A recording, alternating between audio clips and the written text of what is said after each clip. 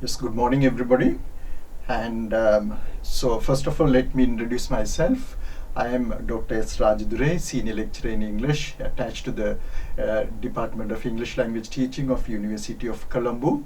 I am also doing lectures on visiting basis at IIHS. And today I am here to do a lecture on testing and evaluation in ESL.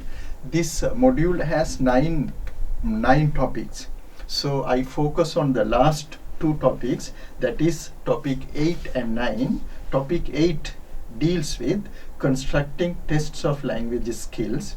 That is, the main focus here is on major issues related to the testing of 4 skills, that is listening, speaking, reading and writing, and also the formats commonly used in testing the 4 language skills. And next one is the construct simple test for testing 4 language skills, and also the testing of the 4 skills with important issues related to each skill. So in addition to that, of course, there are some sub areas that I wish to discuss here. And topic 9 is discrete point and integrative test. That is the main focus of this topic is difference between discrete point test and integrative test formats. And the second one, it deals with this strength and weaknesses of MCQ, that is multiple choice question test, and lastly constructing MCQ type test. And also this topic discusses several issues that are important in learning testing. That is a difference between the two formats, focuses on discrete point test and how MCQ can be constructed. And the next one is the communicative language test, are also discussed, and several potential future directions in testing and evaluation. So this testing and evaluation is an important part in teaching English as a second language. And so in the topic 8, now there are the major sub areas which I'd like to focus on. And there are 4, as I mentioned earlier, there are 4 skills, that is listening, speaking, reading and writing. But this topic 8 deals with testing writing, testing reading, testing speaking, and also the related issues, and some comparative studies are discussed here. First of all, the aspects here that I would like to tell you is that is that testing one, so say for example types of writing performance. Now we see the types of writing. Now here now according to Brown 2004, now he suggests, of course he identifies, he claims that there are 3 types of genres, that is the 3 types of writing. That is academic writing, job related writing and personal writing. Now, academic writing of course deals with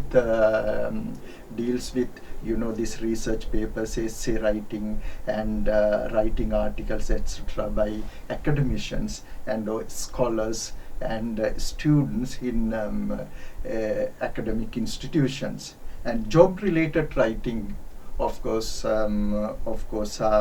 already dealt with job related writing, this business correspondence and something this technical report writing, taking minutes and agenda notices and all, that is for professional purposes.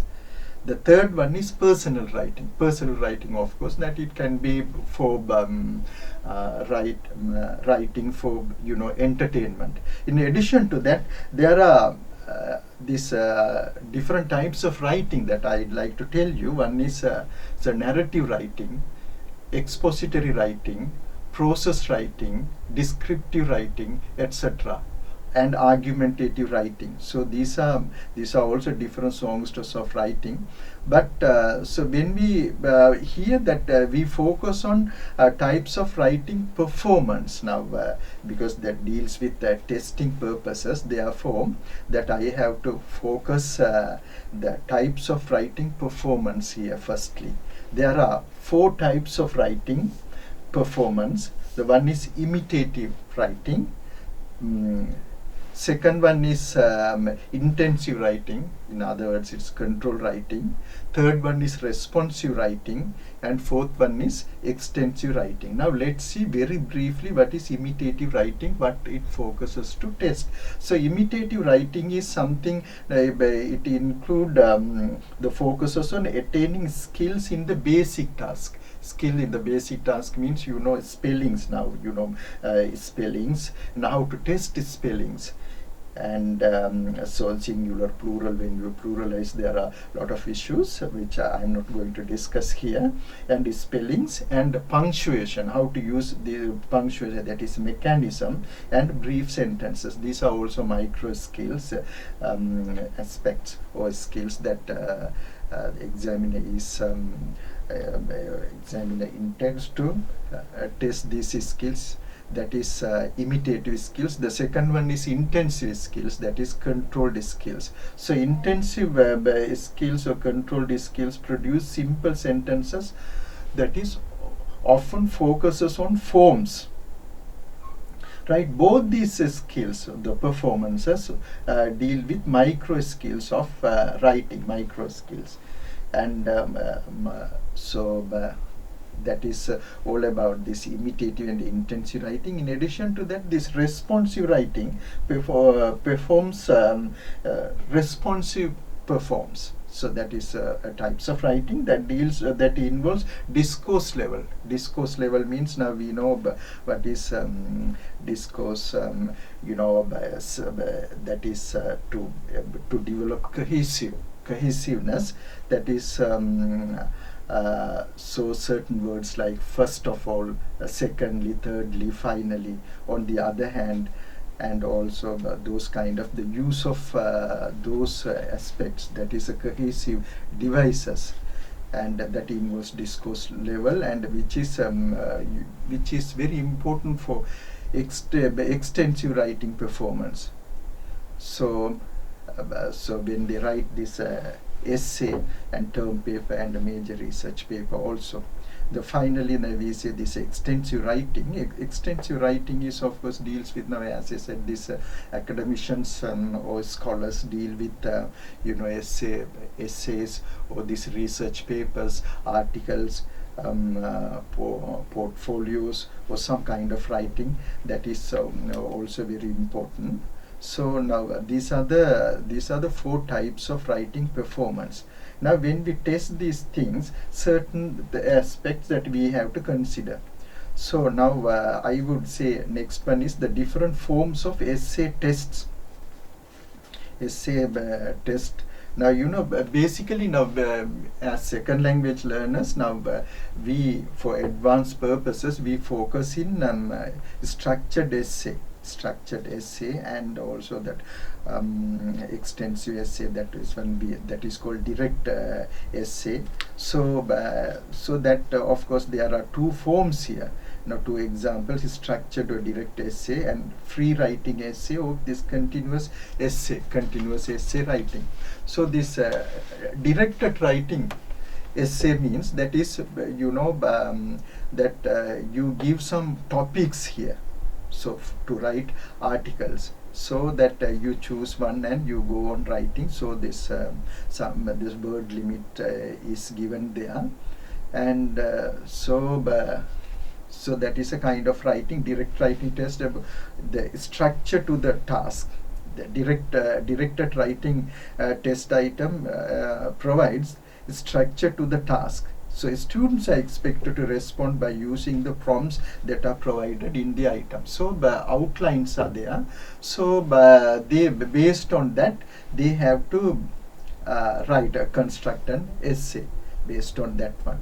So second one is, now I said, this continuous writing, that is continuously, that freely the students write.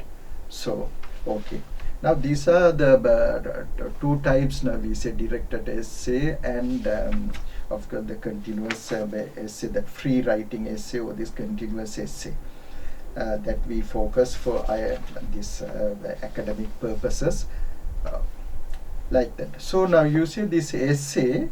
Now, so when writing essay, there are some disadvantages of essay format.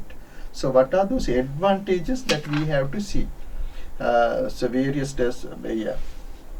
advantages of essay format.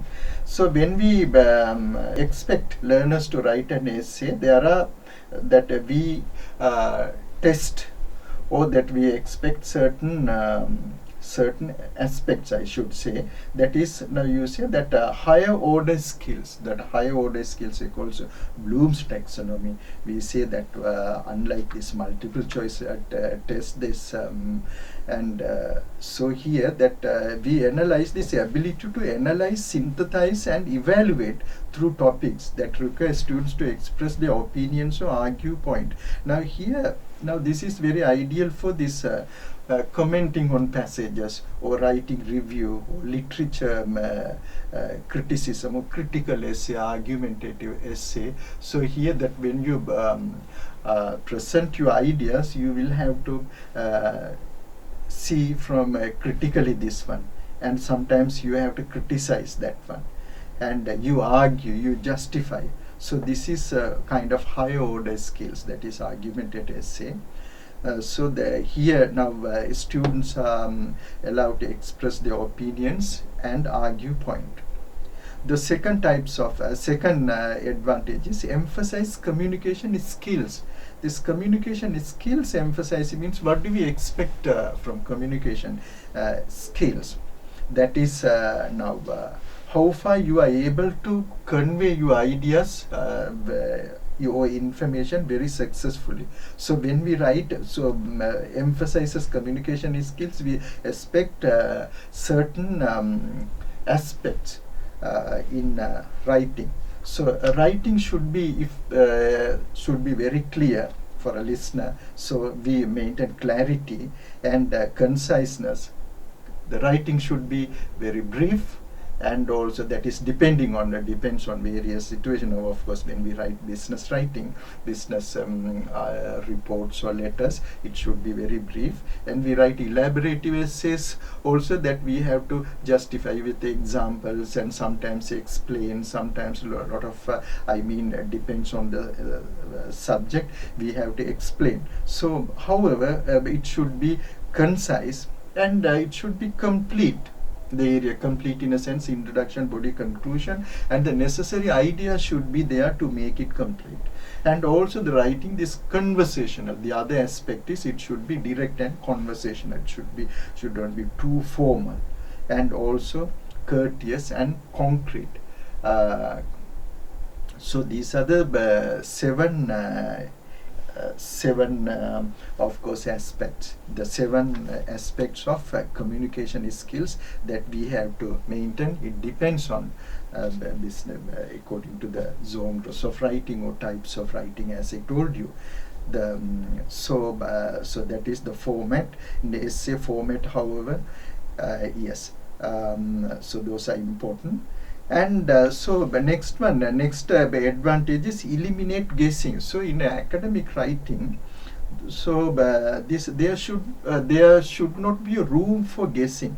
Now, for example, it should be, as I now told you, it should be clear and concrete and direct. So if you want to maintain this one, now sometimes certain abbreviation, except certain recognized abbreviation like UNO, UNESCO, PTO. These things we know, but technically certain abbreviation if we give, of course, in our writing, the readers cannot understand, that it would be a problem. So they will have to guess. But in the writing, advantages that so there is no room for guessing. So if it is so, we have to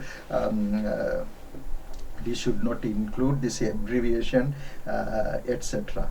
So it should not be ambiguous, and it should be direct, so eliminates guessing. So these three advantages. One is higher order skills, that is a very the essay format that is there for us to test. That one is emphasize communication skills, as I told you, 7 C's, that clarity, conciseness, complete conversation, courteous, compelling, and concrete. And the next one is there is no room for guessing. So these are the advantages of essay format. Yes. Now next one, the next important point is there are some shortcomings of the essay. What are the shortcomings of the essay? The format in the test and assessment. Now you see what are the shortcomings of essay format. So now when students are given a topic, so they go on writing. Students go on continuously, they write. So that is also, within a certain time. Now you see half an hour, the students are expected to write 250 words or 350 words. So in that respect, what happens is the limited amount of content only that we can expect, and we cannot expect more than that. So in that respect, that we are unable to measure the students' knowledge or skills in that one. So that is one of the disadvantages, I should say, particularly in directed essay, because we give and we limit. This should be the aspects that we should be there, like that. So we limit their knowledge, skills, etc. That is one of the disadvantages. The second one is the secondly essay test is prone to bluffing by the student. The students go on writing as they like, as much as to impress the examiners. They think that if they write more number of pages, the examiners will be impressed. So in that case, what happens is, so there are sometimes there may be lack of organization or whatever comes into their mind. They go on writing. So in that aspects, so those the good aspects. Now I should say, when we write an essay, organization should be there, content should organize it in a sense, introduction, body, conclusion, and content, that if we give the directed essay formats, so all what we expect, the content should be there, and organization, the thesis statement and supporting details, topic sentence, supporting details and justifications, and conclusion, give their opinions. These kind of things sometimes we can't expect. So this also lacks in this writing. A third shortcoming is, now according to this Kubizin or this Borish, essay tend to less reliable than many other formats. Less reliable here means what we understand is so when we give the criteria for rating, for assessing, and sometimes it may vary from examiner to examiner. So the reliable, it should be that how consistently graders mark essays. So this the consistency, so it should be, the uniformity. So sometimes it may vary from person to person, or this problem comes. In that case, the students or the writers or the candidates will be affected. So that is one. So how we can come over this one is providing clear guidelines on how and what to write. So in that way that we can minimize this one. And of course now even in Sri Lanka, what we do is, when we mark essay or grade essays, what we do is, and we have this rubric, that is criteria. Now for example, we say content, organization, language expression mechanism, and also the spellings, and for areas we give. So we allocate marks, the best writing, excellent, what kind of aspect should be there as far as organization is concerned, what kind of things should be there when sorry, grammatically correct expressions or transition words, meaning, that spellings, use of punctuation, etc. We give criteria and we give a pilot marking. We have a pilot marking before marking, and we give the model, the answer script to the examiners and see whether they stick to this one. And so in that way, sorry, we can minimize errors or differences or discrepancies, and also we can maintain the reliability and consistency. That is so among the examiners. So that is one way. So here, in other words, in order to control for reliability, it may be better to use a structured essay rather than the free or continuous writing essay. Now here it is suggested that is according to Sri Lankan context, and we can minimize that one. But anyway, this is this idea is also can be accepted. This now, as I told you, in order to control for reliability, it may be better to use a structured essay rather than free writing. So in that is structured essay, so we can come over this problem. So clear guidelines, in addition to that, clear guidelines and rubric for marking is provided to examiners, and pilot marking. In this way we can come over situations. And third point is essay. Essay is also difficult to score. Now it is said there are many criteria that can be used to grade the essay. Graders will have to decide the scoring approach, because this rating and the criteria is sometimes very detailed, and examiners should be able to familiarize. Unless they familiarize and they have ideas, they won't be able to mark. And if they don't if they are not familiar with the marking criteria or bandings, they forget, and sometimes they may jump from one point to the other point. So in that way they cannot maintain consistency. So in that case the reliability is lost, and the writers we examiners won't be able to assess the skills what we expect the writers the essay. So these problems may come up. So grading is a complex thing in that respect. Right. Now we have seen this one. Now the most important thing about this approaching to scoring essays, there are three major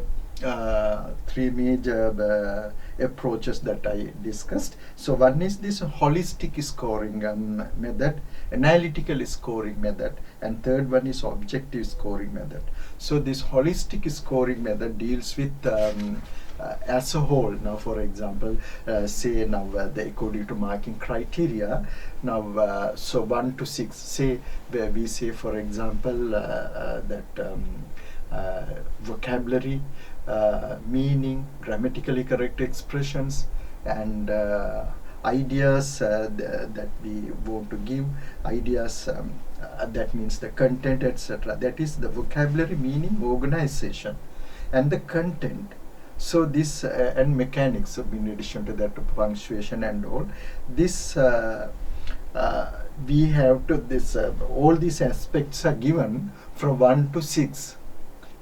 So here now we award higher marks if they perform this to all these aspects. Now the meaning, which I discussed earlier, that grammatically, vocabulary, organization, meaning, and transition words, and also that points and all, if it is clearly presented, and examiner awards highest marks in a sense. If there is 5 to 4 like that, he may award 4 marks like that, and accordingly these marks are given in a range. Now you see 1, 2, 3, 4, 5 like that. This is holistic thing, and there what we expect is this the persuasive writing, how far, to what extent the writer or the candidate or the reader is able to convince, rather than the other aspects like that, the grammar structures or these techniques, etc. Now, how far, to what extent writer is able to convince the examiner successfully. That is the skill we say, that is a function. Yes, able to convince the examiner. And so next one is focus. Now again, the other point that I forgot to tell you, this holistic approach and the examiner, and focus is more on functional and communicative ability. The next one is analytical scoring. Analytical scoring means certain ideas, students' performance on a variety of categories now, which are hypothesized to make up a skill. Important aspects of writing. So here that there are three substance to what is written, and is the essay meaningful. And we may also want to consider the organization of the essay and appropriate topic sentence. Good transitional words are used in a paragraph.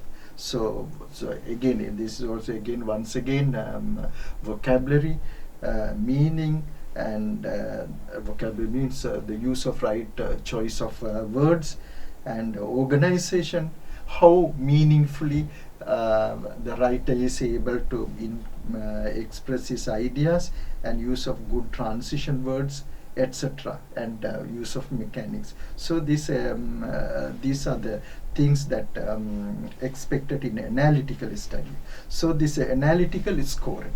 So what are those components? Once again, I would like to say this: content, organization, vocabulary, language used, and mechanics. So accordingly, these marks are awarded. So this is analytical study. The next one is objective scoring. What do you mean by objective? Objective scoring approaches. Now here we expect the quantified method of evaluating students' writing. So here we see the number of mistakes the writer makes, and the total number of words. Now we say that the examiner has given 250 to 300 words, or 300 words, and so there, and the number of mistakes the candidate has made. Now, for example, we say the examiner identifies elements and say the spelling errors. How many spelling errors he has made? That is a mechanism, and verbs, and morphology, vocabulary, and grammatically correct expression. How many mistakes are there? And all we calculate out of 250 words. Now he has made 71 errors. So now if you calculate, 250 words divided by 70 mistakes. So the correct score is 3.52, like that. So now the marks examiner awards accordingly, or 3-1.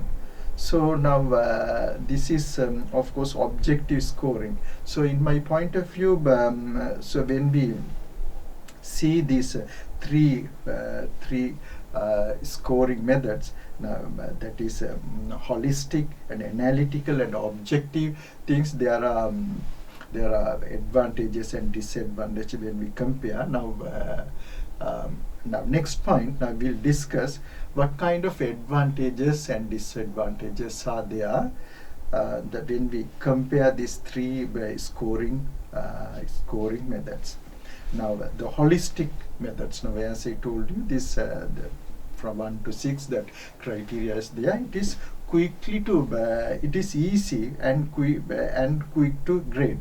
So an examiner is able to grade it quickly. So, and also the second one is he is able to give this public standard, provide a public standard that is understood by the teachers, and both the teachers and students can understand the marking criteria. Based on that, the candidate is awarded marks.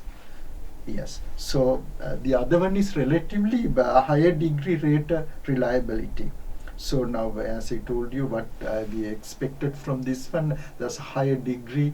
Now the content of criteria, now I discussed with you this organization meanings and organization spellings, grammatically correct expressions, mechanism, these high order skills. That is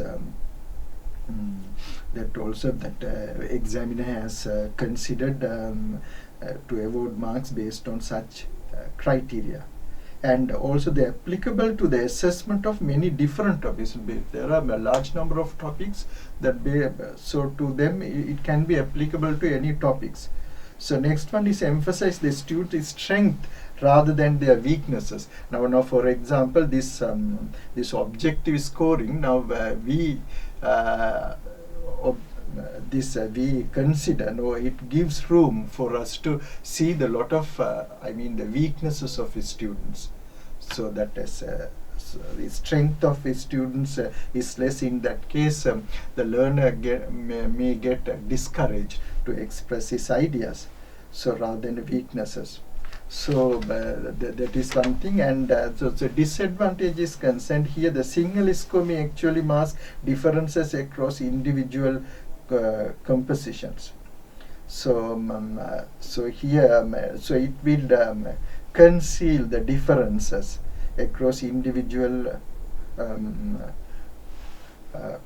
compositions. Now so on the other hand also, it does not give a diagnostic feedback. Now for example, these are the weaknesses the candidate has, so how we can come over the weaknesses. Of course it doesn't highlight. In that case there is a less opportunity for students or for writers to learn about it. So that is a disadvantage as far as So next, now if you will come back to analytical thing, provides analytical scoring method provides clear guidelines in grading the form of various components. Now as I told you, many components are there, so so it allows the graders consciously address important aspects of writing. So that is one thing. So the other thing is the disadvantages is writing ability is unnaturally split up into components. All the writing ability is given component by component, or kind of it is separated and given. That is also rather difficult for, sometimes it may be difficult for examiners to test that, but it is a time consuming task. The last one is objective. The emphasizes students' strength and rather than weaknesses. This objective, now as I discussed with you, it focuses more the weaknesses of learners. So in that case, the students may get discouraged or demotivated. Next important point is ensuring accurate scoring essays. How to score marks accurately without penalizing the students. And so here, due to the subjectivity involved in grading essays, there are some suggestions to award marks to the students efficiently. That is maintaining the great degree of accuracy and consistency in scoring. Certain types, now certain methods are given here. Certain methods means the criteria that the examiners are expected to have or remember. So the first one is the familiarization with scale. The marking scale, examiner has to familiarize with, and he has to see and understand before awarding marks. The second one is identifying the benchmark papers, and the third one is grading papers. Fourth one is norming, and final grading. So here, when we in terms of familiarization with the grading scale, certain important steps. So we have to remember, that is to achieve valid and accurate scores that we have to remember, examiners. And if bands are used, there is obvious need to fully understand what each band signifies. So examiner has to understand fully the marking criteria before awarding marks. So this in this way, he would be able to award marks efficiently. Otherwise, now if he cannot remember, what happens is, now he may jump from one point to the other point, or else he may forget, and in that case, student may be penalized, or we would not be able to see the the actual ability of his students. So this may happen.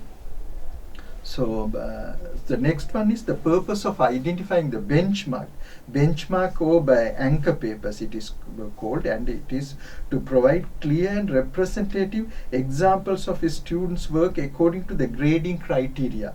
The benchmark is given, so this is also a general description that provide some concrete examples to help the fairness in grading, so that the examiner is able to mark efficiently.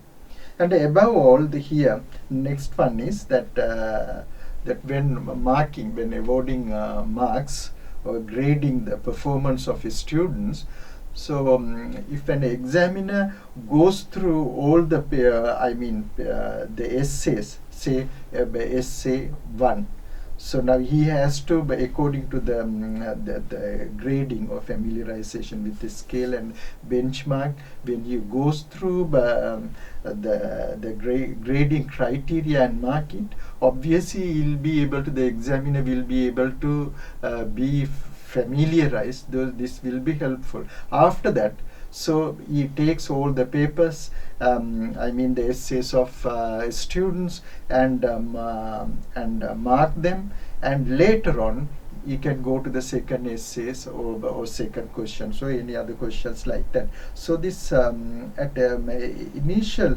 stage, when they mark all the papers one by one, so it is easier that the examiner will be able to mark efficiently or award marks efficiently, familiarizing the scale. So in that case, and more that he can maintain consistency in grading marks or awarding marks. So that is one way. And so with that all, now this ensuring accurate by scoring essays ends. When come back to now, let's get down to testing the skills. The first of all, the reading skills. Now we'll see how reading skills can be tested. Now, so now this reading is, there are a lot of ways according to Cohen. It's 1994, he has categorized reading, testing reading into 3 formats. One is the communicative tests, second one is fixed response formats, third one is structured response formats. So as far as the communicative test is concerned, according to Cohen, so communicative test, now he suggests giving students a comprehension, a storyline, a part of a story, so that extract a story and is given, and the learner, of course, the reader has to go through this one. He writes so whatever he knows the story that candidates are required to read. So he is required to read and write about it. So for that, to achieve that one, and some sufficient time should be given to him to access the reference material and all, the opportunity for students to review their work provided, etc. So that is the storyline test. So he reads the story and writes about it. So in that case, you see how far he is able to understand or by interpret or comprehend the storyline. So this of course deals with reading as well as writing. So now Cohen says this idea important, which quotations that I'd like to read it out. So what kind of skills we can create or develop by giving this kind of communicative test, that is to develop, it helps develop communicative ability of the students. So he says the students will be more creative, allow them to express their opinions, and was more interesting, taught them how to make contact with others, and investigated communication skills in addition to reading comprehension. So now these are the skills, and so students will be more creative, and so he is given an opportunity to express his opinions, ideas, etc., and he may be motivated to read this one more, and also they are taught how to make contact with others, and investigated communication skills in addition to reading comprehension, in the critical thinking, creativeness, and all this kind of skills are developed in this way. So this is a good so this is a communicative test, and which also helps develop communicative skills of learners. So second one is fixed response. The fixed response is that students are allowed to read, and they are expected to provide answers for it. So here this is several comprehension passages are given, and they are allowed to give answers expected by the examiner.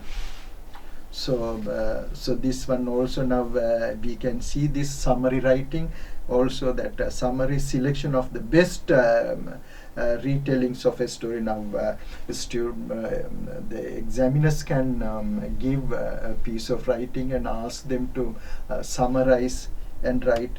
Also that is also useful, and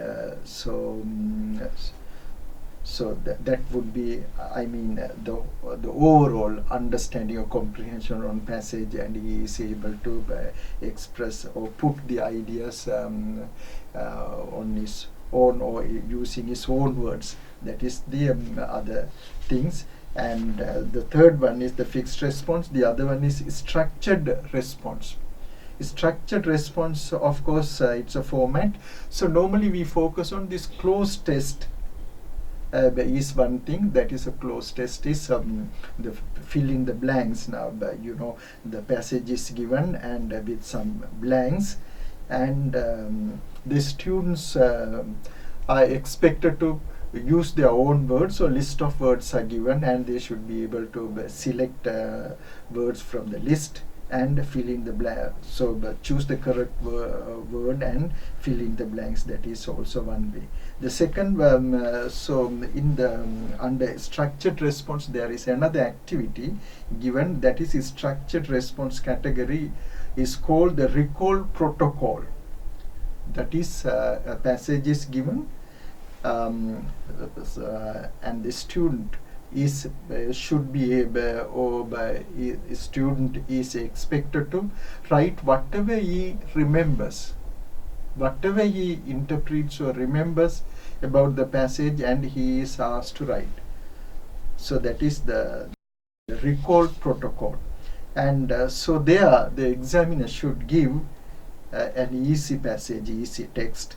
So it is so that they can read and understand about, I mean, the short passage about 200 words, like that. The other, so that is the thing. And the second thing is tell students that they may read the text often and wish that yes, the students are asked to read it from A to Z and write down everything that they remember from the text. That's one. The third aspect is give students sufficient time. The examiner should give, or the teacher or examiner should give sufficient time to the students to read several times and understand clearly and write. Okay. And then next one is ask the students to put the text out of sight. So while the activities, while the students are writing, they keep aside the original text. So in that way, the students should be able to remember what he has read. So he is not given time to read once again while writing, or else copy down it. So after that they collect it. So this also one effective way that also test the students' memory power, and also that he is able to use his own words to express the idea. So this is some memory power and choose of words, and so it's a kind of transformation. I mean, what he has read and he uses his own words to write it. So a good communicative, reading. So those are the three responses that fix. That is the communicative test. One is the second one is fixed response, and third one is structured response. Three are given there. So there are some benefits here. So here the benefits of the is you may be able to recall the protocol firstly, and shows what he says. Cohen says is it shows where the lack of grammar interferes with comprehension without focusing the reader's attention on linguistic elements. So here now that interference of grammar, or else the student's knowledge of grammar is not necessary. But of course, what is expected is how far he is able to express his ideas without focusing more on grammar. So linguistic elements, in other words, is otherwise not that much considered. How far he is able to express. So this helps. So reading and writing, the language ability to develop the communicative ability of a learner. So here, and it does not influence the reader's understanding of the text, whereas reading comprehension question form another text for comprehension. The lack of it shows where the lack of grammar interferes with comprehension without focusing reader's attention on linguistic elements. So now how far he is able to understand and express his ideas is the more focus on this one. So the next one is the types of reading and meaning assessed. What are assessed through reading? So that is important. Now we know this. There are two types of reading. One is skimming. The other one is scanning.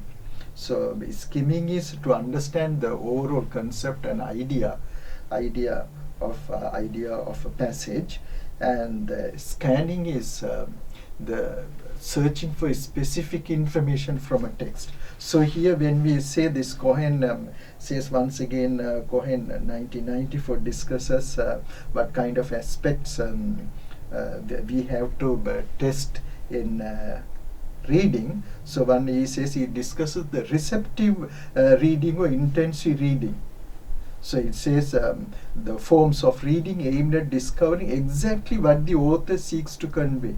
So receptive reading or receptive or intensive reading, what the author wants to say, the message. So it is skimming. So we have to examine, the student has to identify this one, and there's a kind of form of reading. So this is next one we say this. So the other aspect when we test reading, the exactly first one, but the main message, that is skimming, what the writer wants to say, the concept or the main idea or the theme learner has to understand.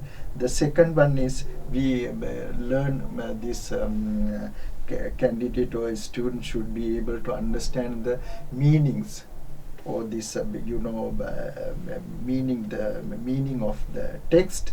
And the next one is the sentence structure. The sentence structure means that is simple sentence, complex sentence, and compound sentences. And that aspect, the informational meaning, that is the other one is the overall meaning of the passage, what the message the writer wants to convey, that is the concept, that is the main message, which could be given in the form of summary or précis. And also the grammatical syntactic meaning, information meaning, syntactic meaning, and general understanding of a text, or discourse meaning and rhetorical meaning. These are some of the major aspects that the student has to understand, and that we examiners have to test through this one. So, and the first one is the last one, the writer's tone is also important. Tone is what kind of tone the writer has employed. That is maybe sarcastic or angry tone, or that he is happy or cynical or sarcastic. So these are the aspects that through this receptive or intensive reading, and by employing these two types of reading, that is skimming and scanning, that the examiner has to expect. Okay. So next item is test of oral activity. How to test oral activity? Oral activity is, oral means speech. So this difficult. It's a very complex language skills to measure now, according to researchers. But anyway, this complex is because of tension or lack of confidence and fear among the candidates, among the learners. So in that way, it is rather, it becomes a complex skill. So however, certain by employing certain techniques, an examiner may be able to, or is able to test this one. So we can say how now, according to the Brown and Yulee, he suggests the following principle for testing speaking. So these are the things he suggests. Elicit speech which has a purpose. Now purpose, what is the aim, what is the purpose of the speech? One thing. Next one is elicit extended chunks of speech, extended chunks, the parts or the phrases of speech. And the next one is its structure of organized speech. Now, for example, if you take this presentation skills, now we have a structure, that is introduction, body, conclusion, or else even normal speech also, that a speaker should introduce what he is going to speak, and body is there and conclusion is there, that is organized speech. And control the input means the idea of the content is of course limited, and quantify the notion of communicative effectiveness. The idea of communicative effectiveness, how far he is able to express ideas effectively. Okay, now we'll see this one. Students have a the first one, I say this is speech is purposeful, because the student has a reason, have a reason to speak. Why they are speaking. So when they speak, of course there are some hesitation marks, so you can see these repetitions when they speak, and sometimes it is not systematic and organized, or these kind of aspects we can say. So now if it is so, this examiner should be able to tell the candidate this should be a systematic, organized speech like that. So what is the intended function has to be conveyed to the speaker. And also the stimulus and prompt must carefully thought over. Stimulus means when a student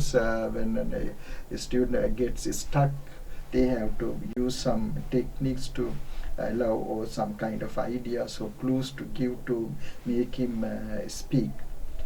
Okay. So a tester must be able to anticipate all possible acceptable responses for a given stimulus. So this also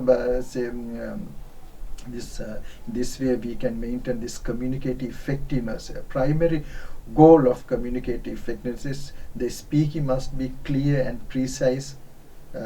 Precise. Okay, now so in addition to this one, if we say that one, according to Hood 2002, it says this.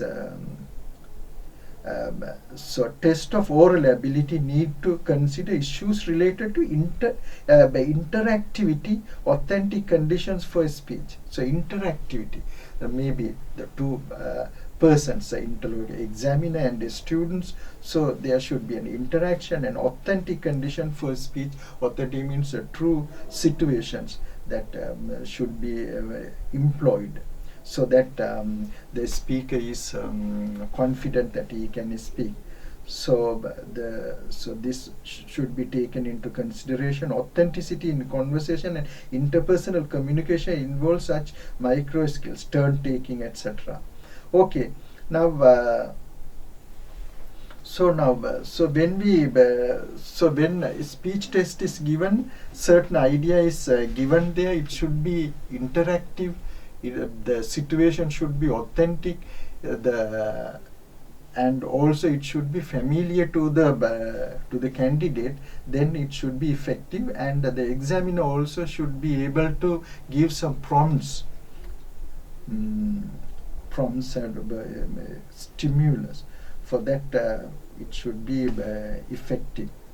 So oral test designer must be able to construct test conditions which realistic speech genres can be produced, and test criteria are matched more closely to real speech data, according to Hodge. Okay, right. Now the test formats for testing speaking. So here, according to Weir, that is 1990, he lists several formats. The following is verbal essays. The second one is oral presentation, free interviews, controlled interviews, and information transfer. That is a description of a picture sequence. Information transfer, that is questions and answer on a single picture. Next one is interaction task, that is information gap, and information gap is student teacher. The finally role play. Now we can say verbal essays. Verbal essays means examiner in a verbal essay, a candidate is asked to speak 2-3 minutes about the topic, or general topic, to a recorder. So he is able to record it and see. So that is for 3 minutes continuously. That kind of impromptu speech. A topic is given.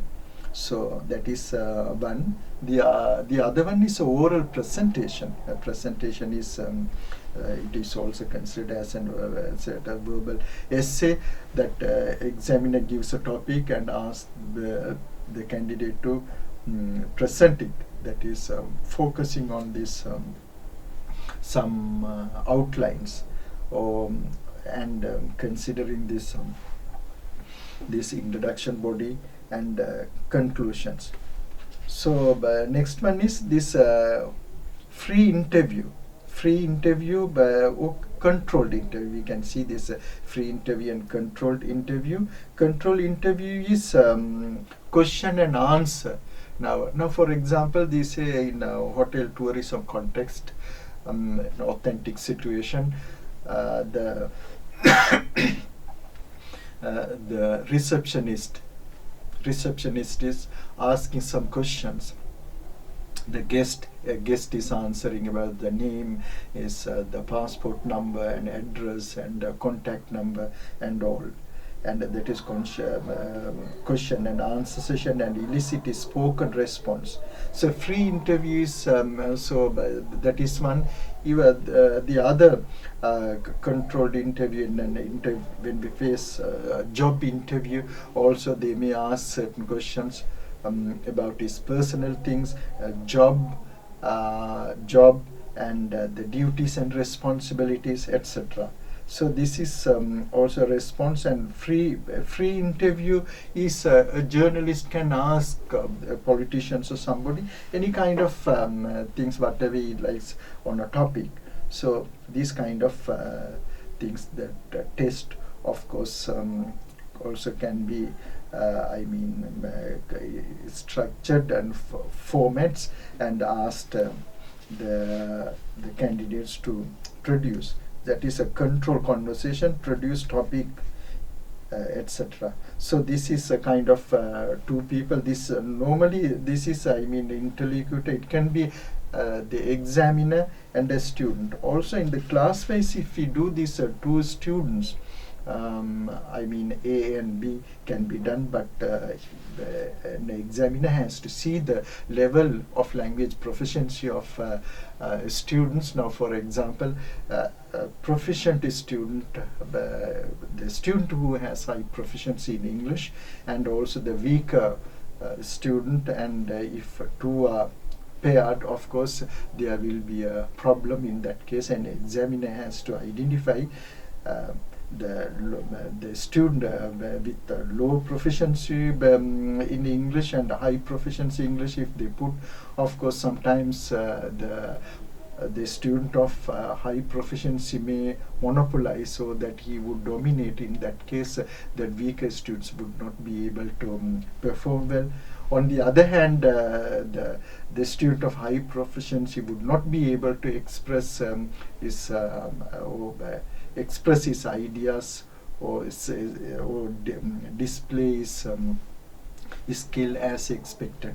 So in that case, in order to avoid that one, a teacher or examiner has to find out a student that pairs in consider according to their proficiency level and employ. In that case, in that way, it can maintain a reasonable awarding, or this expect a reasonable performance of students. So the next one is control that information transfer. Next one is the examiner can give a picture. There's a kind of picture description. So it can be a story or descriptive. So a candidate has to tell whatever he sees in the picture, all using appropriate tense ideas. So he describes the picture. The other one is information transfer. That is also the question on a single picture. And the examiner can ask questions about the picture, and the candidate has to answer about it. So that is one way. The other one is the interaction task. That is interaction task. There are two things I told you: information gap, and the student to student information gap is student to teacher. Now here that information gap is asking for information. Two teachers, now as I told you earlier, this so when employing a candidate, a teacher has to see the candidate, two candidates who are in who have similar language proficiency. So in that case, it is fine. If it is now, as I told you earlier, that if one candidate has higher proficiency in English, the other one is a less proficiency in English, that would the student with higher proficiency in English may dominate him. So in one hand, so he would not be able to, the weaker student would not be able to express his ideas or his skills properly. So this problem may come up. On the other hand, the weaker, the able student would also not be able to display his knowledge as expected.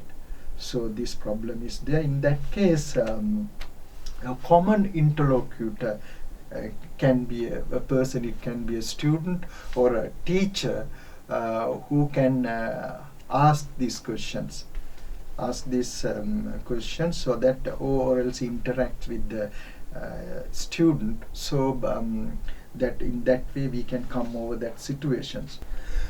The other important speech activity is a role play. Role play is very important, and it is of course used for this spoken assessment. And in a role play, candidates are expected to play a role, a given role. There's a kind of interaction.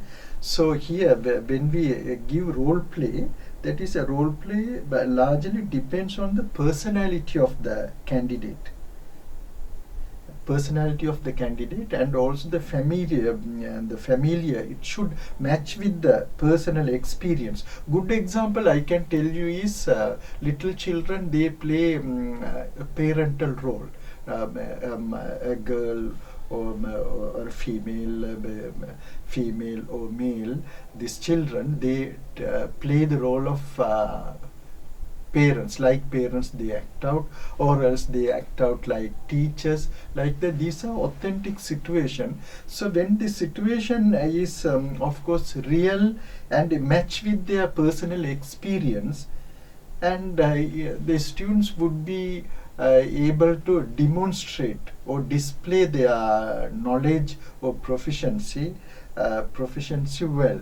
Now, because they are familiar with the situations, and if it is not familiar, they can't act out. So this is one aspect. The other aspect is sometimes the student can be proficient in English. In the meantime, it can be introvert. So that introvertedness, or if a child is introvert, it won't be able to, it would feel shy and it won't act out. So it doesn't, it's not effective. So sometimes, and extroverted child, extrovert, and he or she might not have a good language proficiency, but it can display. However, so when we match this one, there are now, according to this Bailey 1990, gives the 4 quadrants. That is this one is, there are 4 quadrants, that is 1, 2, 3, 4, like that. So now he says the scenery seems real. The scenery, I mean the situation, should be real or plausible. Plausible means that the student is very familiar, or else it is happening in his day-to-day life, so it is good. The other one is the opposite, is the scenery seems unreal, not plausible. The next one is that matches personal experience, the situation or the sceneries. This matches with personal experience. The other one is it doesn't match with personal experience, the other end. So here the 4 quadrants are there. So so according to Bailey, quadrant 1 is very effective. Here one is there, the scenery seems very real, and also that scenery or the event matches with his personal experience. Then the student is able to demonstrate well. The quadrant 2 is the scenery seems scenery is real, but it doesn't match with the personal experience. Then it is not that much effective. The quadrant 3 is it matches with personal experience, but the scenario or the situation is unreal. Then it is also that much successful. And so the last one is quadrant 4 is it doesn't match with personal experience, and also the scenario is also unreal.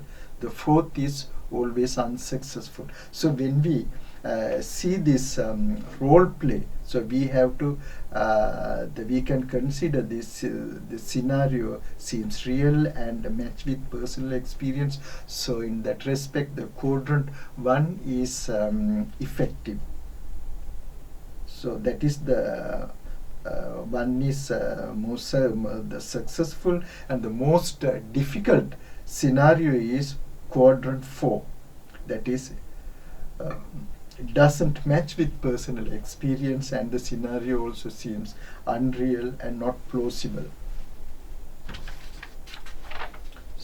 So next one, when coming back to this assessing oral ability, Cohen 1994 he introduces the examiners. He cautions the examiners involved in assessing oral ability of the need to establish several crucial dimensions of oral communication. So these are there are six dimensions he lists out.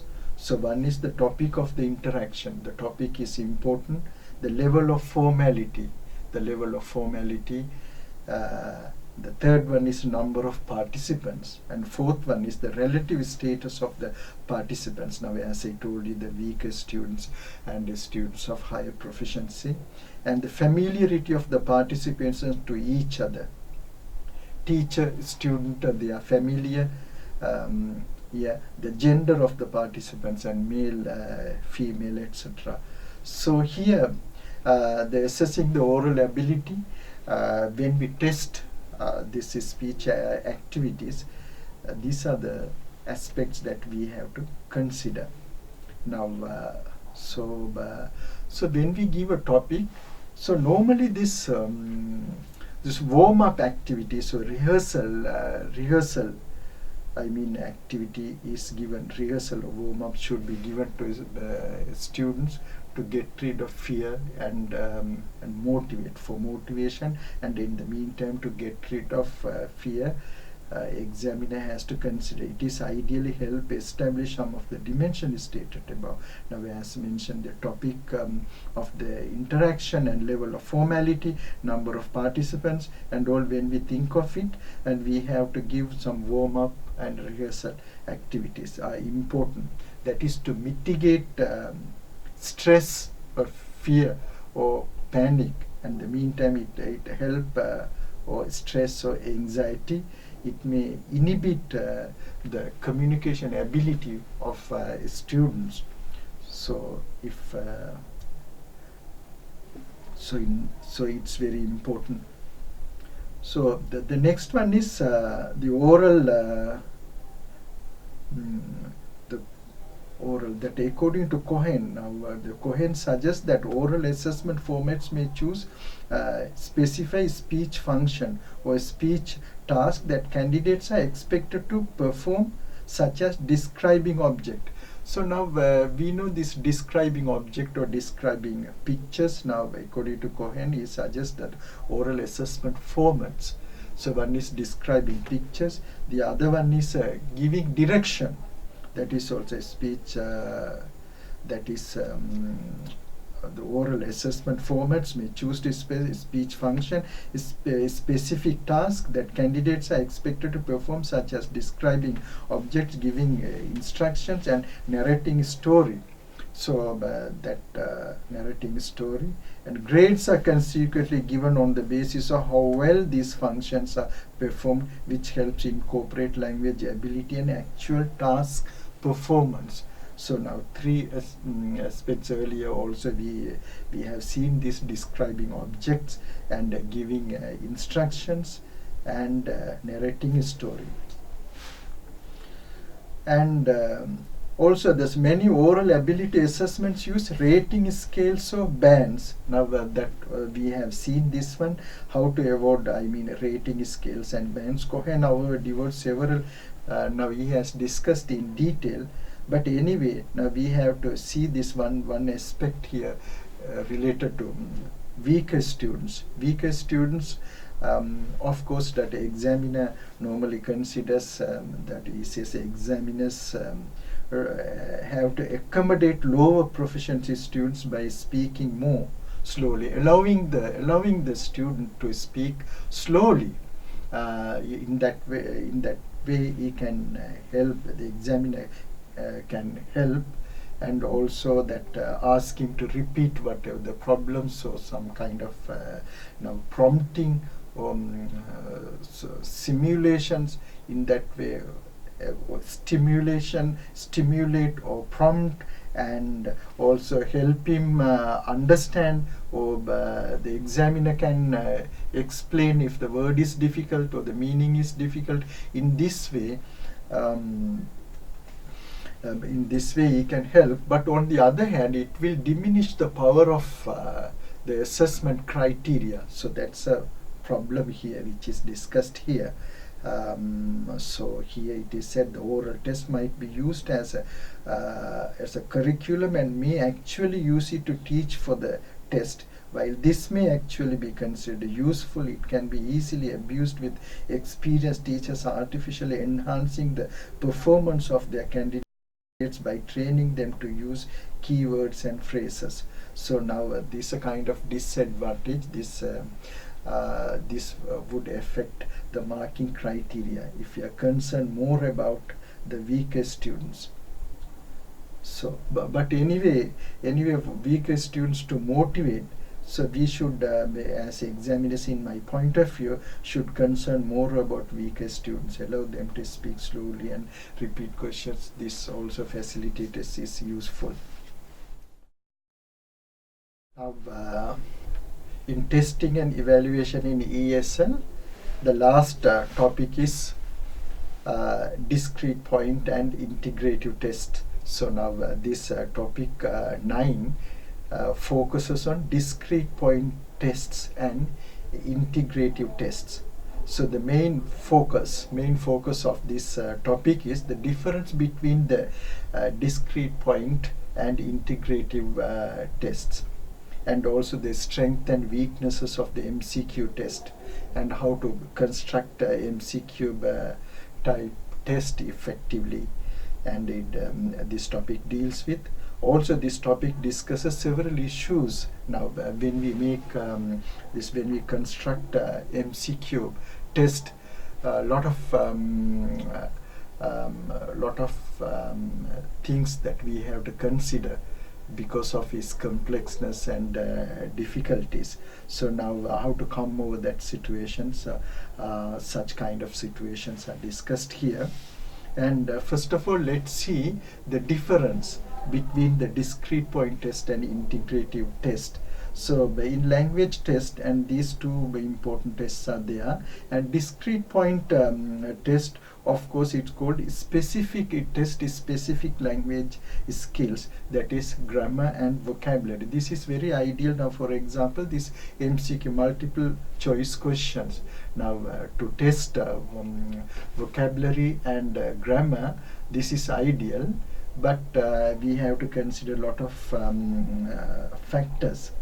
And next one is the integrative test. There's a combination of many language elements. That is called testing knowledge and ability of a variety of language features, modes or skills. Example, essays. So now this MCQ is always objective, but whereas this integrative test deals with subjective things. So now we can say this one, but how we can this discrete point. Now I mean discrete point is a multiple choice question. Now as I told you, now here that grammatical knowledge of relative pronouns, the student must also be able to read and understand the question. Now the purely, sometimes we cannot see this is purely discrete point. Now for example, in the closed test also sometimes a candidate has to read and understand. So now here that it becomes subjective. It cannot be 100% objective. So, but as far as this testing vocabulary and is concerned, and also this the choice of words to close passage is concerned, sometimes a candidate has to read and understand the question and do it accordingly. So he cannot maintain 100% discrete point test. So that's what it is emphasized here. And the multiple choice format is, of course, now it is a very, now as I told you, it is objective questions and objectivity in grading the test. Now we can say this multiple choice format with respect to structure, use and constructions. Now we can say the structure of the multiple choice format. Now So this has three. Now we can say this multiple choice format test can have four distractors or alternatives or multiple choices. So A, B, C, D, it is given like that. So using this multiple choice format is yes, that alternative. I mean distractors, when we find out certain aspects we have to consider. Now, how a multiple choice format, when an examiner can use multiple choice format tests. So that is the thing, and so there are a number of situations in which multiple choice format test may be useful and appropriate. So here, so there are some outlines given here. When there is a large number of students taking the test, so we can give a multiple MCQ. The other one is now this multiple choice question can be used again and again. Now, for example, we can say this driving test in Sri Lanka. That is, the MCQ papers are used because the questions are same, and it doesn't expand also because it depends on the situation. And also this grammar and vocabulary test also that is specific to area. Now business English or this tourism or English for this science and technology, if they test now that is aptitude test, they use they reuse it, the test.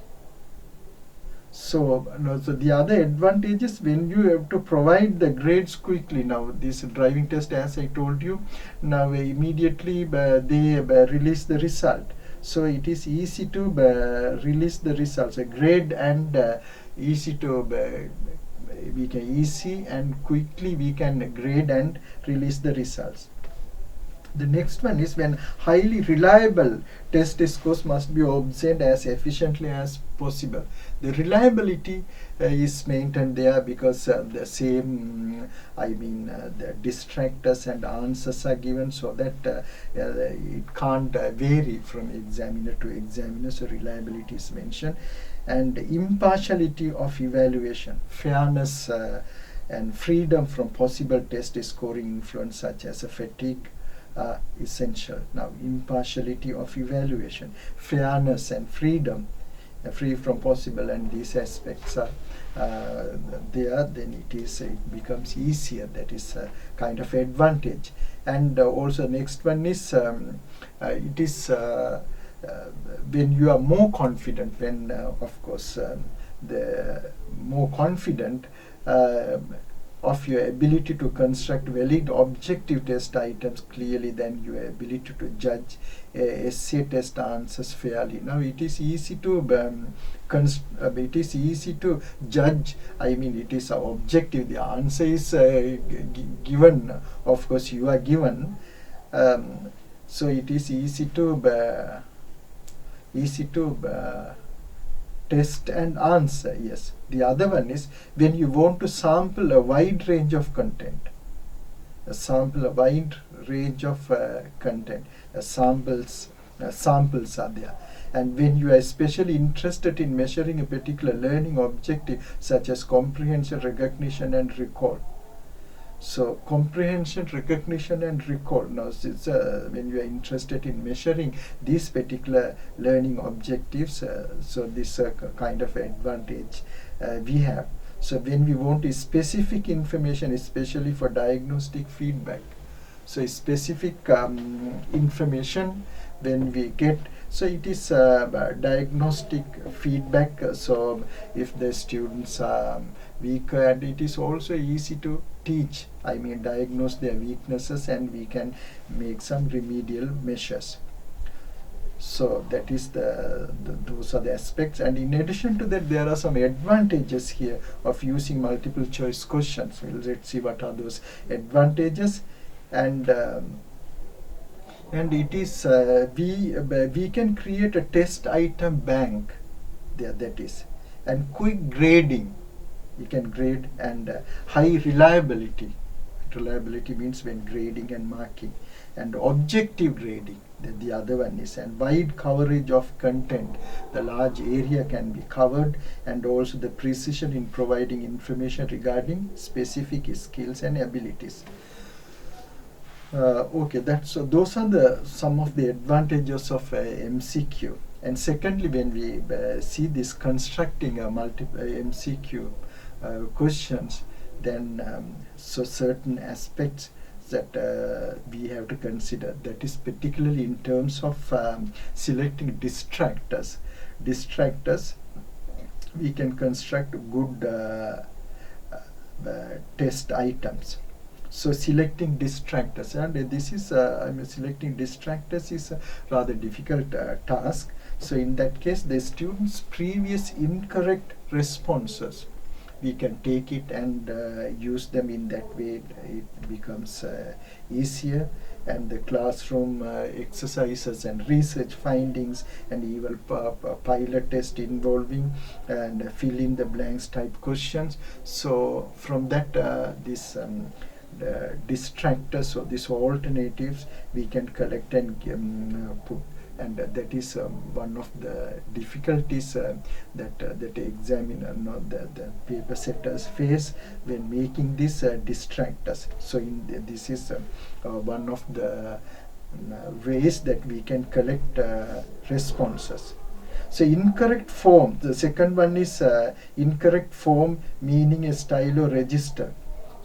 So now wrong meaning it conveys, so it's inappropriate style or register. So distractor may be incorrect because of its grammatical form. The wrong meaning it conveys, so inappropriate style. So this is also a problem. So because it is inappropriate in social context of conversation between father and son. Now this one is of course a problem. Now for example, just like sons, too much sports can be harmful. Now I am referring to this topic 9, page 111. Example is given here, 3 examples, A, B, C, D, like that. So father and son. Now father says son, too much sports can be harmful. Son says, he disagrees. He said A is given. No, dad, I think it is good exercise. B, stupid old man, what do you know? C, I strongly disagree with your opinion. And D says, well, that's true in many cases. So here now according to this, according to our the social norms or social aspect, father son doesn't speak to father, stupid old man, what do you know, this kind of things. So here this alternative C is not as good choice as alternative. I strongly disagree. Now alternative C is not as good a choice as alternative A. A says, no dad, I think it's a good exercise, because it is not consistent with the somewhat casual. Now what I am trying to say is here, now this is rather, now any answers we can give, it is rather complex here. So here that D is not correct simply because it does not express disagreement. D, well, that's, so this rather complex thing, and we have to think of when making distractors very carefully. We have to see the social aspects, we have to see the culture and all kind of aspects, answers or correct answers, formal answers, and the formal, informal expressions, and also that what do you call this one is the cultural aspects. These aspects we need to consider. The second one is translation from a native language. Translation from a native language as distractors is given. My mother did not come because she is pain, sick, injury, ache. Now you can see here that she is pain we can't say, and also they say that D, and can be said about D, and ache, pain and ache are same, and sick and injury. Injury is a noun, so my mother is sick. So here also when we say that noun, verb, adjective, that one has to see, and also this language from native language, the mother tongue influence may be there, so we have to think of those aspects when making distractors. So the next one is variation of the key. The variation of the key means that is in a homonym and antonym and similar words and opposite words. This of course we have to consider these aspects also. The next one is the contextual relevance. That is the other one, that are the aspect that we have to consider when making distractors. Now, yes. So next one is we can see is constructing good test items. What are the good test items? Now, so when we make it, now you see this poorly written unintentional cues leads to inaccuracy and measurement. So this is ability. So when we make it, the construct good test items, we have to consider certain aspects. Now these are some of the things that we have to consider. Unintentional cues in the item. Unintentional cues in the items is under that one. It comes inconsistent length of alternative. Sometimes this distractors, if one is 3 out of 4, if 3 are all same length, and one is longer than the other 3. So in that respect, that we have to see the length, and sometimes it may distract the candidates, or they may choose. Sometimes it can be right, sometimes it is wrong. So the length-wise, it should be all moderate, same length. Yeah. The next one is inconsistent categories of alternatives. Inconsistent. The 4 distractors are not consistent. Now, for example, here I can say A spoke, B screamed, C smiled, D talkative. So here you can say A spoke, B screamed, smiled. These are all verb forms. The other one is adjective. So here either it should be all 4 adjective or all 4 verb forms. In that way, if it is given, it is fine. The other one is convergence cues. Convergence cues in a sense, and now here A T TEA and B T double E and C party and dinner. Now here now you can say this one T party, all these the T or T party, dinner, all gathering, and TEA is not appropriate, so it is the answer T. It has to be made. T would probably be selected instead of T, because all other options are about gathering. So that is one way, convergence cues. And the other one is nonsense distractors. Nonsense distractor. Now here the verb forms are given here. Now so one is A had gone, and B had went, has been going, have gone. So now had gone, had went, had been going, have gone are correct. This one had went, of course this is not suitable. This has to be changed. So that is nonsense distractor. And common knowledge response. Common knowledge, of course the 4 things are given. It should be sometimes the common knowledge also, that for yes, now we have to consider, we know from the reading passage, when we give a reading passage and 4 aspects are given, it should be constructed in such a way for a candidate to find out answers suitably.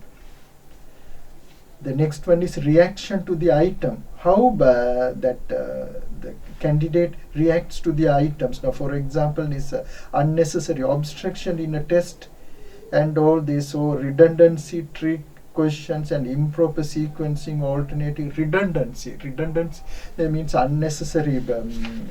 Of course, that words are used too much. Words, kind of verbosity. Now, for example, here it is given here: the boy bought the magazine A because he wanted to read it, because he saw his face on it, or because he was told to do so, because he needed some change.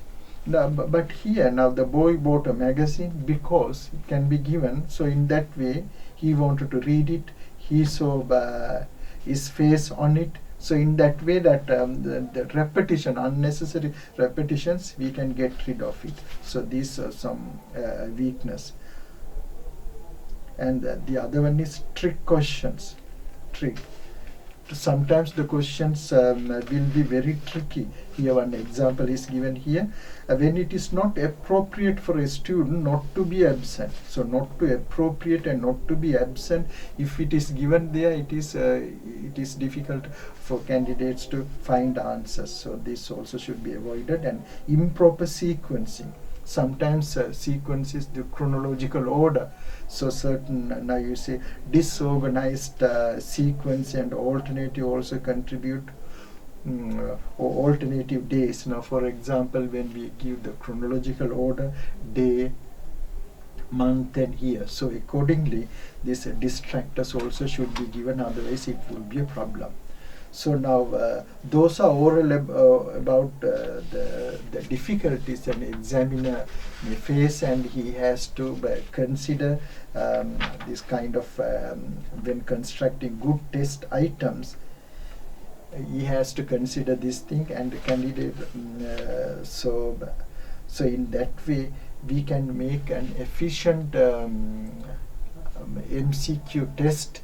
Efficient in a sense, a good test which would not penalize the candidates, or else it is easy for candidates to do it, but it should be challenging. But rather than, because of the examiner's wrong way of setting or inappropriate distractors, it should not put the candidates into difficulties.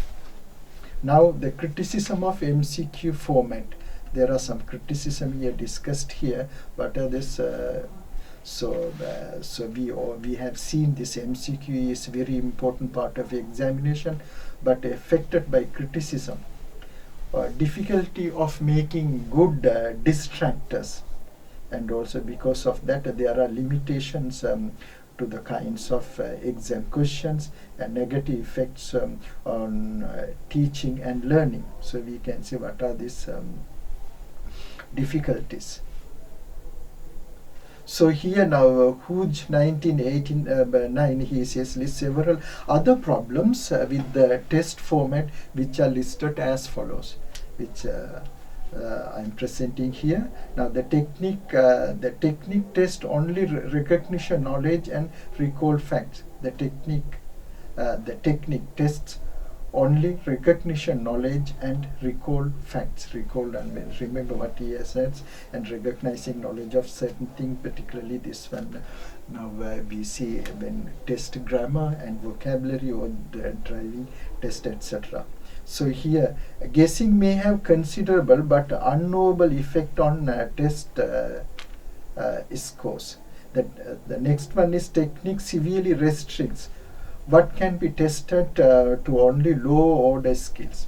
Next one, it is very difficult to write successful items due especially to the difficulty of finding good distractors. Cheating may be facilitated, and it places high degree of dependence on a student's reading ability and instructors' writing ability. So by here we understand students should be able to read, and in the meantime the instructors should be able to write. That means prepare the distractors. that set distractors, the problems are here. These are some of the several problems. This we discussed earlier also when making this MCQ formats. These problems are there. So Hooj goes on to say that good multiple choice items are notoriously difficult to write.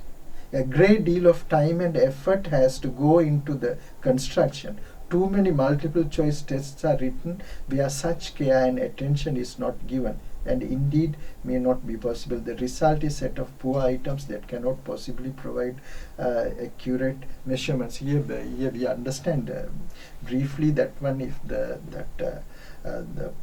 set of poor items, the distractors are not, as we considered earlier, that not given properly, that would make the candidates into difficult situations. So the next item, according to this the discrete point and integrative test, is this communicative tests. What do you think of constitute the communicative tests? What do you think constitutes a communicative test? What is the purpose of this test? That's what we are going to discuss here. So by integrating communicative elements into examinations. So here now we have to say that one, according to this Alderson and Banerjee, they point out the difficulty of achieving authenticity in test.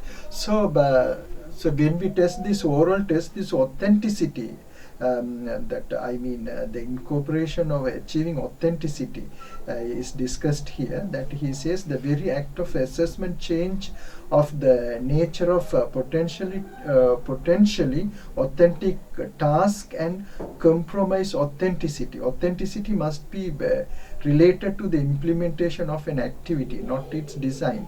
So whatever the test, when we test the communicative test, now you know that we imply this communicative language teaching is very effective means or effective approach to develop communicative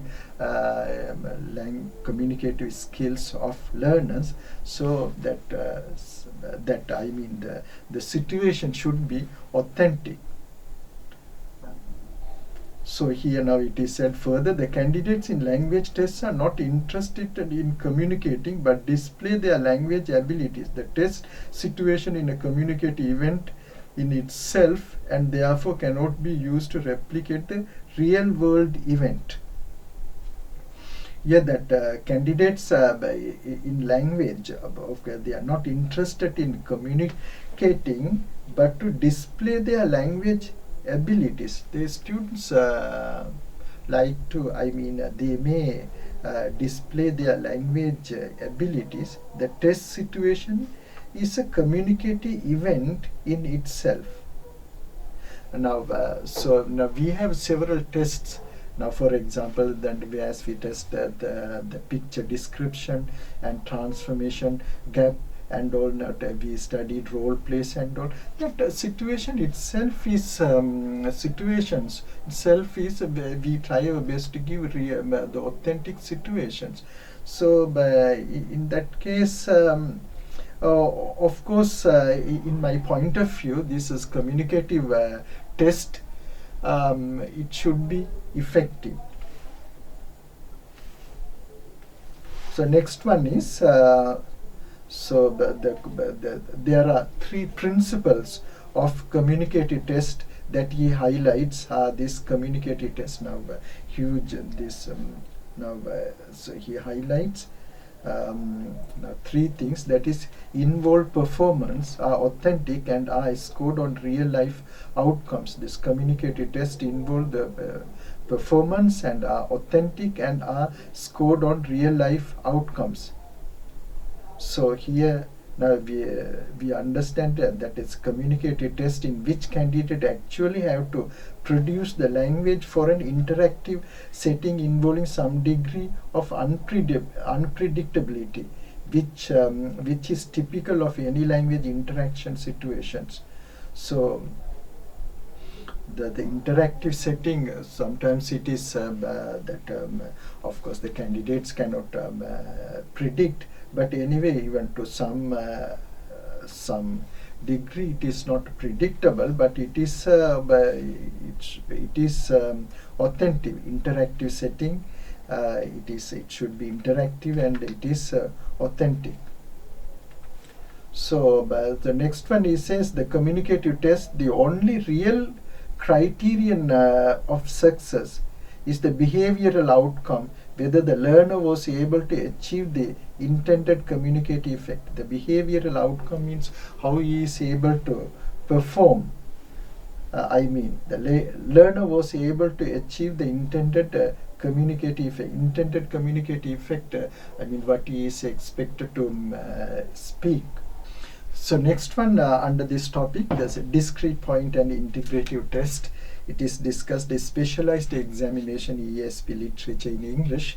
So according to McNamara 1996, it focuses on the specialized exam for health professionals, professional called this occupational English test as part of registration for practice in Australia. Here it suggests that that ESP and what kind of the actual language performance requirements of the specialized field. So here it is, she suggests that one, the role cards where candidates are required to role play conversation, giving instructions to patients concerning pieces of equipment, walking stick and wheelchair, and explain the advantage of using them. So here that that English for specific purposes is now, it is a very growing area, because depending on the areas that grows now, for example, is English for business, English for tourism, English for hospitality management, English for science and technology, and also specifically the vocabulary and the language used to meet the immediate requirements of the professionals. And this program or this curriculum should be designed in such a way to meet their immediate requirements. So here she also stressed here, as is stressed by Davis 2001, ESP type examination cannot be about testing subject specific knowledge. It should be about testing for the abilities to manipulate language function appropriately in a wide variety of ways. Now, for example, here, accordingly, we can understand this one. Say, for example, English for business, we are not testing the marketing, knowledge of marketing, but how the ability to manipulate English language to manipulate, how the profession should be able to use English language effectively to communicate the marketing or woo customers, or else to do his business, and he has to manipulate the language and use language functions effectively. In that way, he can that language, English for specific purposes, can function appropriately. That is the idea that he wishes to say. And the next one under this one, future directions. Here under future direction, the language test and assessment. So in this case, in Malaysia, this it is suggested here in Malaysian context. The Wolves suggest here.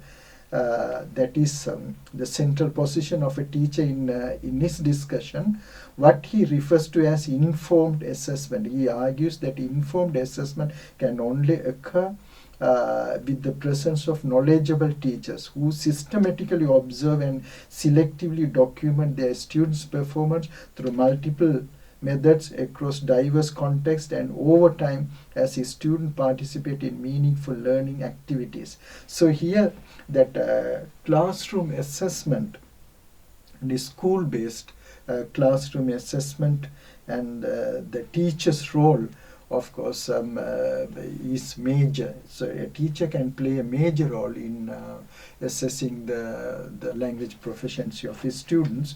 So classroom-based assessment demand that teachers become more aware of the curriculum instructional approach, children and their development, and the roles that language, culture, social context play in learning. So now, so this is a very important point here that I should emphasize here. The teacher should be familiar with the curriculum and instructional approaches and the syllabus and the children and their development and the roles of language, culture, context, social context accordingly.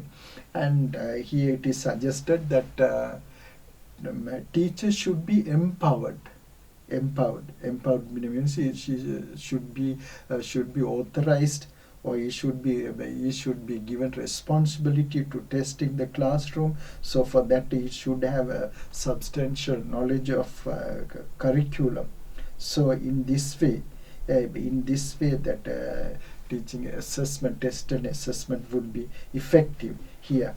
So in this here it is further said that perhaps one of the greatest forms of support that can be given to teachers is a broader recognition, both within the educational community and society at large, of the critical role of the teacher can play in assessment process. Wolf 1993, now he suggests that teachers should be empowered or given. Also that Batchman 2000, he says professionalization of English language teaching and testing field. He considers this as a major area, which language testing is a major area. So he puts this way, he cites the Davis argument that profession should be based on a morality that is concerned with codes, contracts, professional training, professional ethical norms and standards, and the systematic attempt to illuminate the ethos of profession and to elaborate its norms. So we understand norms, that ethical aspects, and of course in terms of codes of conduct, contracts and professional training, ethical norms, and all consider all these aspects. So the testing and evaluation can be influenced, so can be designed in such a way by teachers. So this is thing, it is discussed here. Now the next one is now hitherto that the human beings, I mean examiners, human beings designed test and assessment in various ways, this multiple choice question or direct and control test, all kind of to test and assess language proficiency in numerous ways. Now it is suggested the last one is a computer based examination, computer adaptive test. Now the computer can test and evaluate the performance of his students, particularly in language. Now it can give gradually, now for example the candidates question, first one it starts with easier, and after that if a student candidate is able to answer that one, it goes slightly more difficult, and most difficult is gradually increase the questions, I mean the quality of the questions, and also that it can develop hardest, like that if a candidate doesn't can't answer, it can go to the other one. In that way it is answered different ways. Now here, now as far as this reading is concerned, that's in part A reading, the candidates are given 12 sentences and asked to read several of these sentences. So this is the candidate is asked to repeat I mean the sentences. That is one way. And in part B, candidate is asked to repeat each sentence that he or she hears. Therefore if the candidate hears the sentence "leave town" on the next train, he is expected to repeat the same sentence. So this is repetitions of sentences in this way. And also the part C, for example, here it is given, for example, the voice says, would you get water from a bottle or a newspaper? The candidate is expected to say bottle or from a bottle. Use prepositions and answer in such a way. So by here part D requires the candidate to rearrange word groups into sentence. The candidate may hear was reading my mother a favorite magazine. My mother was reading her favorite magazine. So the sentence parts of the words he has to put and read it. So this is the other kind of test. So the entire test conducted through a telephone test, 15 minutes. So this kind of test is given by computer test. So by here computer based test whether the candidate's language profile scores is confounded with the computer proficiency. So this also quite interesting students. It's a new way of testing, but in many countries this is not implemented, but in my point of view this is quite interesting, and students may be actively participated in this kind of testing. So by here now again once again this Batchman emphasizes the importance of using computer testing here. And then the next point discussed in addition to this one, enhancing the testing and teaching relationship. The two important facets of all test assessments are test as a form of assessment, and the relationship between the test, teaching and learning need to be examined in a greater detail. Now here it is discussed here, the enhancing the testing and teaching relationship, how it should be related. I mean the curriculum instruction, the relation curriculum instruction and testing, etc. So so here it is that the assessment criteria should be clear, easy to understand, and even the learner's point of view practical. Now here that learners and these examiners both should be knowledgeable about the examination criteria and the examination criteria and the assessment, etc. Such a way of assessments, awarding marks, etc. Then it should be effective. So so the final part it comes here, this language test in Malaysia.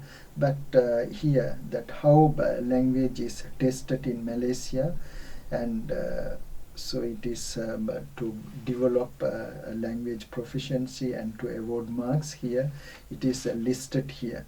Now English test also assesses the candidate's ability to converse on topic, speak fluently and speak coherently, give appropriate response to answer, speak using language appropriately within context, and speak using correct and acceptable pronunciation, and speak using acceptable that appropriate within the context, speak using language appropriately within the context, and speak using correct grammar, and speak using wide range of appropriate vocabulary. So here, so the same the aspects language when we test language proficiency, even in Sri Lanka also, that we expect the same skills. Now when a person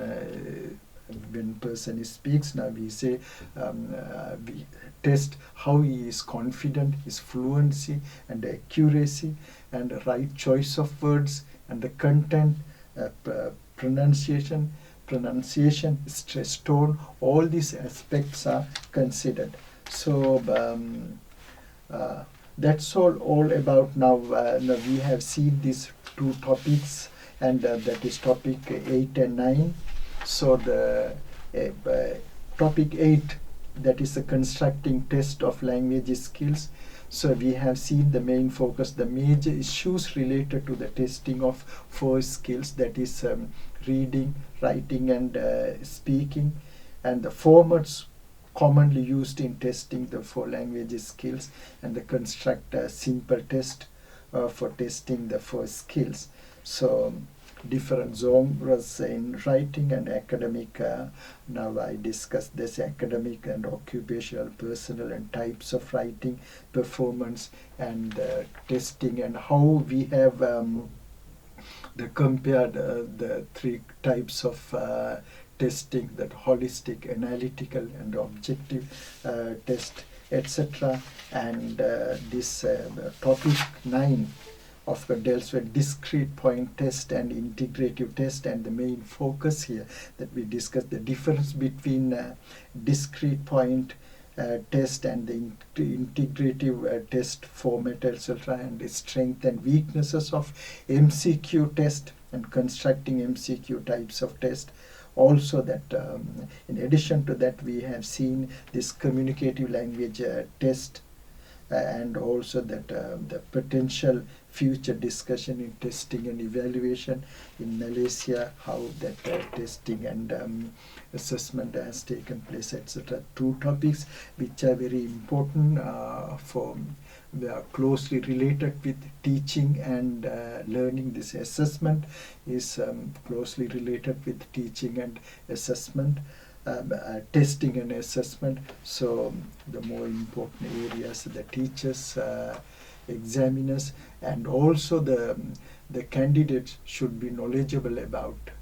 That's all we have discussed. So thank you very much for listening to this audio. Hope this would bring about some benefits to the teachers who are to face this examination, and also for their professional development. Thank you very much.